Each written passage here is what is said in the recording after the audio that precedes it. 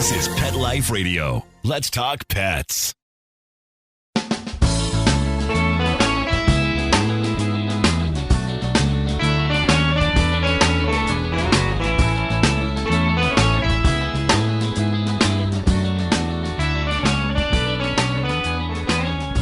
Welcome to Save a Pooch on Pet Life Radio. I am Beverly, your host. Thank you for tuning in.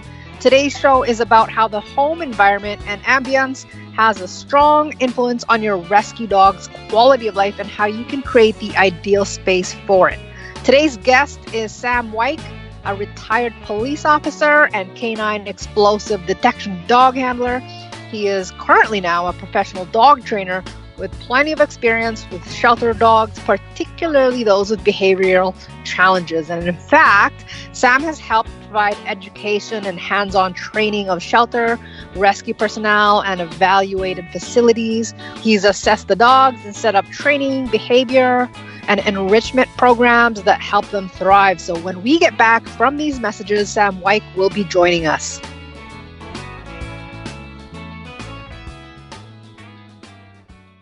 So now I've got this pack of 4 Shar-Pei rescue dogs for, oh my goodness, probably 5-6 years. They get a regular diet of Dinovite with every meal. DINOVITE.com.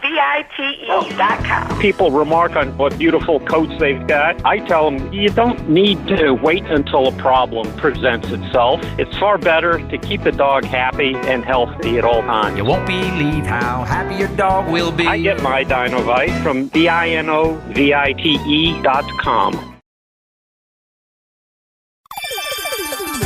Let's Talk Pets on PetLifeRadio.com.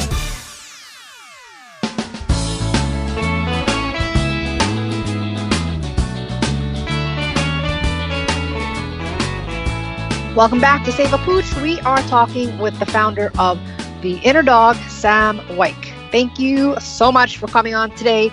I am looking forward to your insights as I strongly support ambiance creation, as I call it. But before we get into that, Sam, how did you fall into working with rescue dogs from being a canine explosive detection dog handler? Hi, Beverly. Well, I have to tell you, to a lot of people it probably seems strange, but being a bomb dog handler, we had to learn a lot about our dogs, communication, things like that, and what is a dog.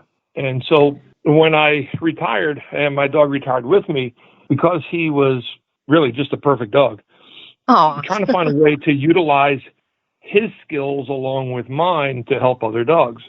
And we started off very simply with some training at one of the local PetSmarts here. And while I was there, because I knew a lot of people who were working at a local shelter here, one of our county shelters, we just started hanging out there, started to do some things with them, which sparked a deeper interest in behavior.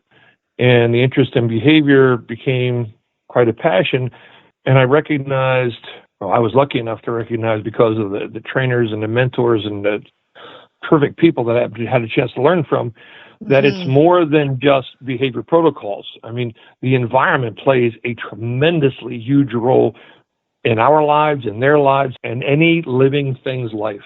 Yeah. And so when we're dealing with shelter dogs or anything else, it's like, how can we make their environment better? Yeah. Oh, I love that you take that approach. I love that. And obviously a part of your involvement with rescue dogs was introducing mental enrichment, like you mentioned, such as music, lighting, scents, even reading to help reduce the stress. Tell us why. Like, why is that so important to rehabilitation? A number of the seminars I attended in that talked about the fact that because dogs see, hear, and smell a lot better than we do, they are able to take in more information, obviously, about their environment than we are. But especially in shelter environments, they're taking in all the information of the stress that other animals are going through. Yeah. So they said in these various conferences, seminars, they said, before you do anything else, slow down and figure out how you can help the dogs feel a little bit more comfortable. And so they said, listen, there's things that play into this. It's like going to a spa. Can't say I've ever been to one, but I know enough people that have. Yeah, exactly. And even before, my wife has said, long before they even go in there to do a massage or whatever they're going to do, you're in the room by yourself for a while, letting your brain kind of slow down and just take in smell and sound and sight. And so it was like, great, we can do this for dogs. And at first it was amazing to watch, and then it just became more than just amazing. It was fun to watch that something as significant, or what we might consider insignificant, but not in their world, as sight, sound, and smell could actually produce a more relaxed environment for the dogs. And with that, this is going back years, but Lisa Spector, who put together the Through a Dog's Ear series and Through a Cat's Ear, which now is Icon Pet, developed orchestral music that was linear, in that there would not be a whole lot of highs and lows and loud noise and whatever else. It was very soothing. Okay. So now imagine just sitting in a room and you just have that kind of a music playing.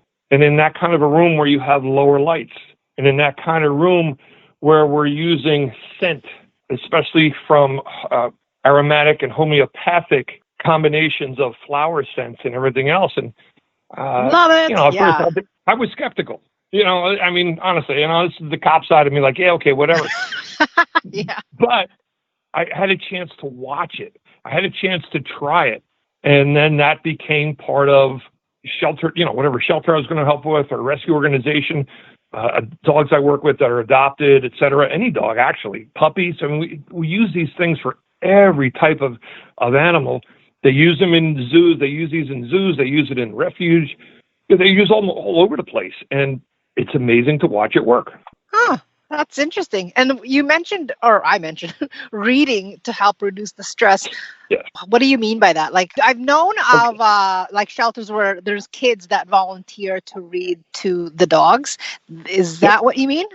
Yeah. So the interesting thing is, instead of people attempting to make immediate contact by walking up to a kennel or a crate or whatever an animal might be in, and then walking up, staring at them like, oh, hey, how you doing, buddy? Is everything great? Instead of doing that, lights and scent and sound, but we would have the person sit not directly in front of, either across from on an angle or to an angle. Oh. And the idea was, don't face the dog, just read out loud.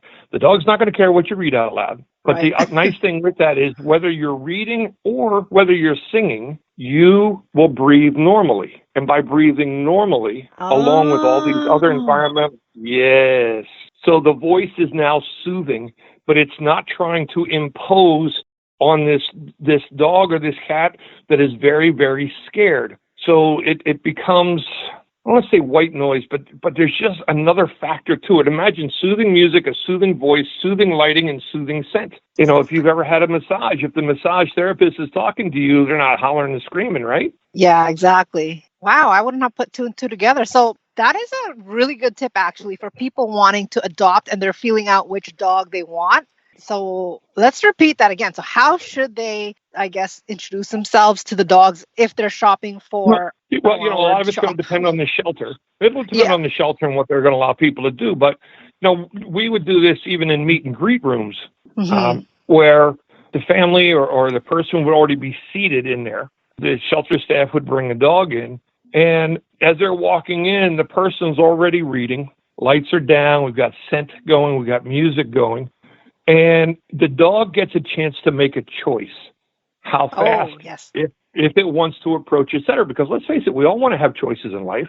Yes. And we found that it just created a better environment. There wasn't this sudden exposure to a lot of movement, a lot of loud noise.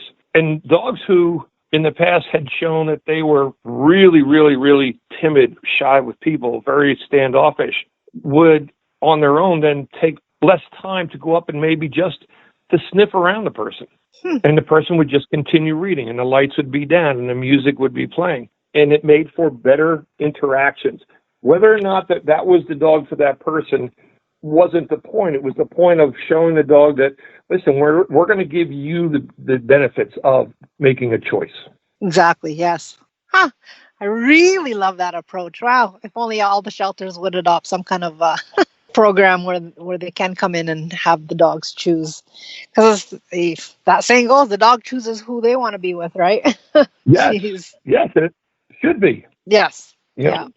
And now that we are talking about the shelters and what they can do to kind of help alleviate the dog's stress, now what are some practical tips that adopters can do once they adopt a dog to create that kind of environment?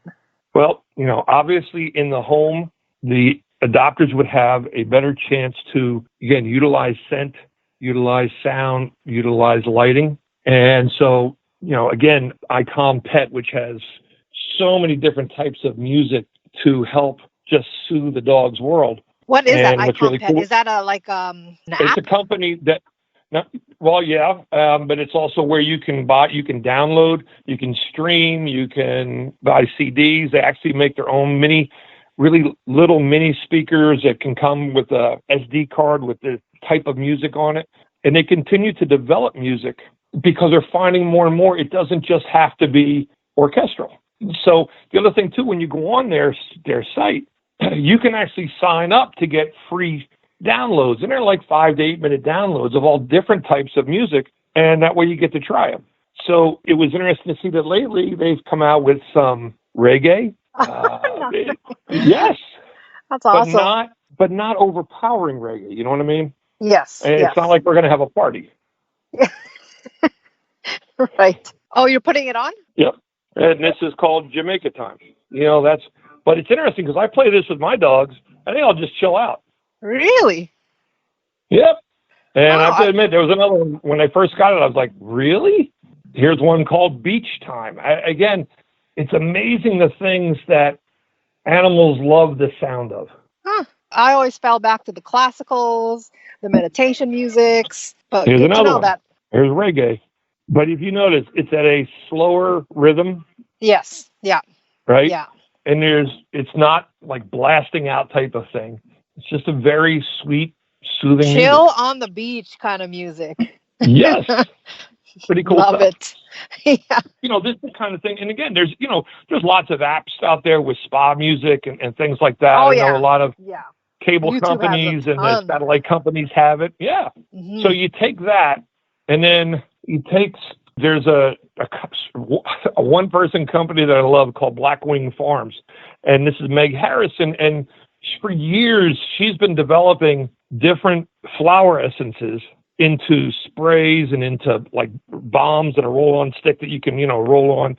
And so you can spray it in a room, on a bedding, whatever. Yes. We've got music going. We've lowered the lighting. And then for someone, when they adopt a dog, the biggest, if you take all of that, think about what you're doing, creating a nice, calm environment.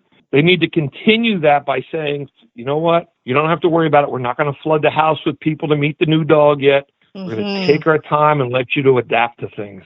Yes. And that's a huge, huge benefit. Unfortunately, everybody's excited about their new dog. They want to show off their new dog, have everybody come to meet, and it's just not one of the good things to do. The dog needs a chance to adapt, acclimate, generalize to new sight sounds, and to the new people. Oh, that's true. Exactly. Love that tip. But Sam, we're just going to go have a quick break. And when we get back, we'll continue talking about how we can create the ideal ambience in our homes that can help your rescue dogs thrive. Sit. Stay. We'll be right back after a short pause. Well, 4 to be exact. For those fortunate to have experienced the deep bond and unconditional love of a companion animal, the death that follows can be one of the most difficult and misunderstood losses to go through. Many times, this devastating loss goes unrecognized and trivialized by family and friends, leaving grieving pet parents struggling to find healthy ways to cope with the loss. In And I Love You Still, a thoughtful guide and remembrance journal for healing the loss of a pet, Dr. Julianne Corbin calls attention to the difficulties unique to the loss of a beloved pet and provides an interactive and compassionate guide to help you process your loss and work towards coming to a place of peace and healing. For those interested in journal therapy and looking for a professionally written and compassionate resource to help understand and reconcile the grief associated with the loss of your pet, this book is for you. And I Love You Still, a thoughtful guide and remembrance journal by Julianne Corbin, is now available for purchase on Amazon and other major book retailers. Let's Talk Pets. Let's Talk Pets. On Pet Life Radio. Pet Life Radio. PetLifeRadio.com. Welcome back to Save a Pooch. We are talking with Sam Wike, a professional dog trainer with a plethora of experience in helping dogs with behavioral challenges. Now, Sam, we were talking just before the break about how to create the ideal ambiance. You mentioned essence, flowers of essences. Yes. So would Bach flowers be considered under that umbrella? You know, the Bach flowers? Yes. Yep. Yeah. Oh, yeah. They've been around a long time. And Yeah. we're finding that more, and we're finding more and more, we're finding that complementary vets. Like holistic vets. Yes. Yes. And we're finding that more and more of them are including that into their practices. And, you know, you got to love it. And I have a holistic vet near me, a tremendous vet. She actually bought what was a former spa, and she left everything in place so that when dogs go in there for acupuncture, cold laser, yeah, I mean, it's amazing. You walk in, the music's playing, scent is going, the whole bit. Wow. I wish all of them were like that. So And what about essential oils? I know some of them are not good for dogs. that's the biggest thing. You know, you're right. And sometimes the use of an oil itself can be harmful to a dog's skin, can be harmful to their nasal passages. So you got to be real careful. So a lot of times we see that the diffusers through, oh my God, there's so many different ones out there now, but Adaptil and so many others, you know, they've been formulating this stuff for a while. So they're very aware of making it so that obviously it is pet friendly, and that's, you don't have to worry about any kind of medical issues arising out of the wrong types of oils or the wrong types of ingredients. Mm-hmm. Yes. I'm not going to name which ones that would be harmful because I don't remember, but that's something to research, obviously, before you start doing that. Now, you helped someone open a facility for senior dogs and implemented mental enrichment. What did you find on that opportunity? And is it senior dogs, like rescue organization, or just a facility for senior dogs in general? So, no, this is the woman and her husband who opened this were a former client of mine for a short period of time. They'd adopted a senior dog, and he was only with us for a very short period of time before he passed. She then later on adopted another senior dog, but her passion had been to help senior dogs. Oh, okay. So as she was putting the whole plan together, she had reached out to me and said, listen, would you be willing to help us out? I mean, who wouldn't? So she put together this absolute stunning, amazing, incredible facility that is strictly for senior dogs, ages 7 and up. The dogs that she takes in, they get, found or sent there for a myriad of reasons. Okay. And there's no judgment about how they get there. Okay. First and foremost. Second of all, the idea from the beginning, I mean, even before we opened the facility, was, how are we going to make sure that these dogs are comfortable? Well, she took care of it on the architectural end. Each dog has its own separate room, separate filters for HVAC. They have their own separate doors leading into private outdoor play areas. She created these community rooms with couches and televisions and chairs and that. Oh, my goodness. Sounds divine. Yeah. And so other than at night when it's time to, for them to finally go to bed, the rest of the time, these dogs are all out in the facility, and they're getting loved on and that by volunteers. But it's not the kind of place that somebody driving down the road can go to and say, oh, look at that, let's go in there and see that. Because she said it is a sanctuary. So, yes, that's the word, yes. And that's the difference. She has on occasion adopted out dogs who were good to be adopted out and who, her and the staff have felt could really, really benefit by going back into a home. Some of the dogs have most of the dogs do have medical issues.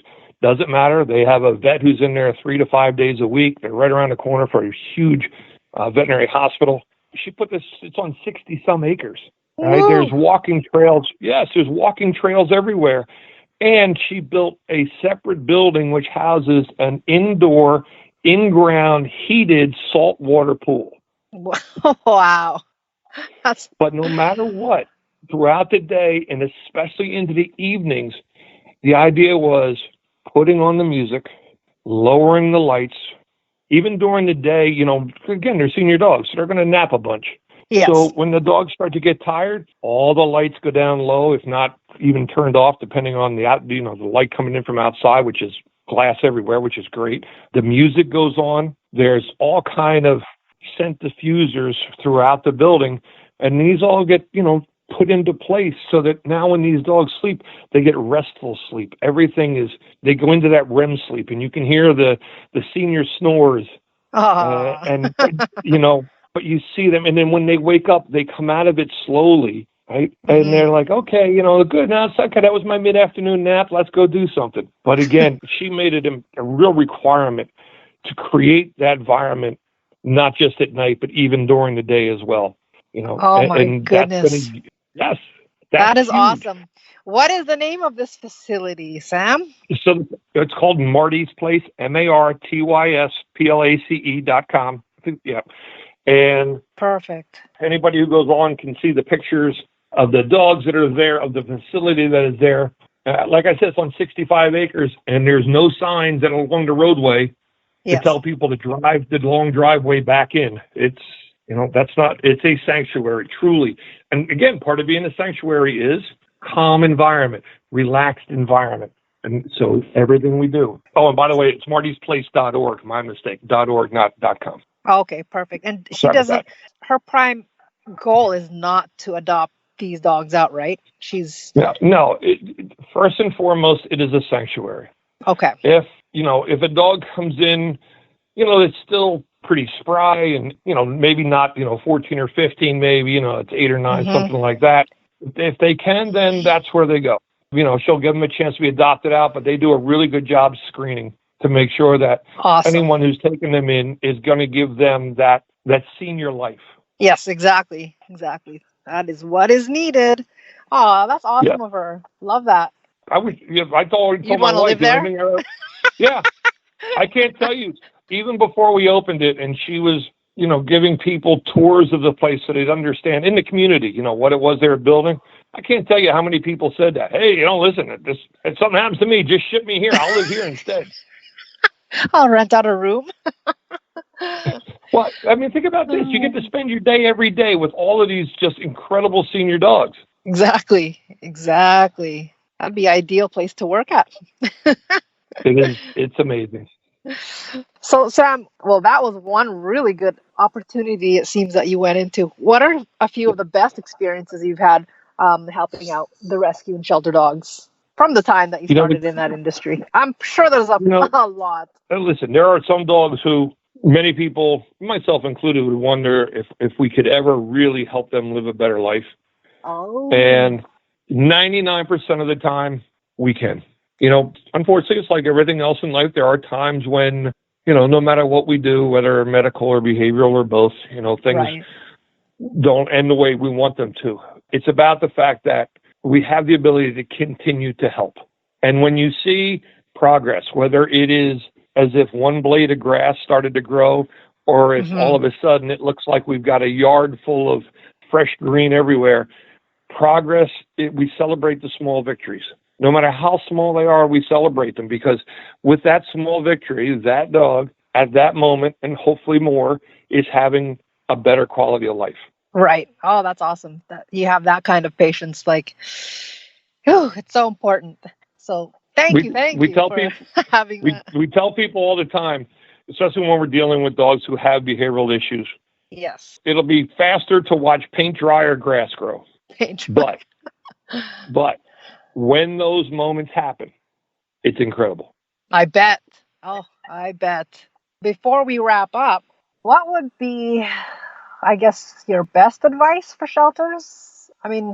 Not all of them will agree to implementing a lot of the things that you've done. A lot of them can't. The resources are limited in shelters. Yeah, we know that. Exactly. Yeah. The facilities are limited by their architecture, their personal resources, etc. The biggest thing I think for shelters to understand is no matter how well they do it, there is a high level of stress always for the dogs and cats that are in shelters. If you can somehow slow things down and calm things down, you will be giving the animals in that shelter a better quality of life, which also means a better chance of adoption. Thank you. That is a good tip. And of course, the first tip that you gave, which was anybody looking to adopt. Give the dog choice. Yes. Well, thank you so much, Sam, for your insight. Yes, sir. We are out of time. I really appreciate you coming on today. There's so much awesome tips. And thanks to our show producer, Mark Winter, for making the show possible. You can check out Sam's work at theinnerdog.com or on his Facebook page, The Inner Dog. If you have any questions, comments, or ideas for a show, please email me at beverly@petliferadio.com. So until next time, spread animal compassion. Let's Talk Pets, every week on demand, only on PetLifeRadio.com.